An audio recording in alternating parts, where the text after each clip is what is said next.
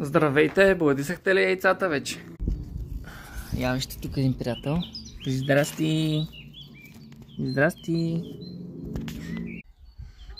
Тук сме малко на вилата.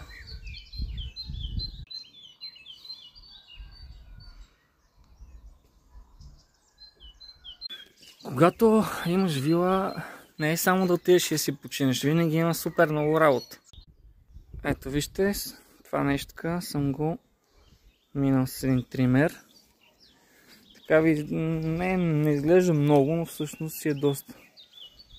Ето така. Ето този дънер си го оставих, защото може човек да седне на него и да си гледа отсреща. Не знам, за сами харесва как така седи в двора. Така пожелаваме весели празници с това приятелче. Ай, си починете добре.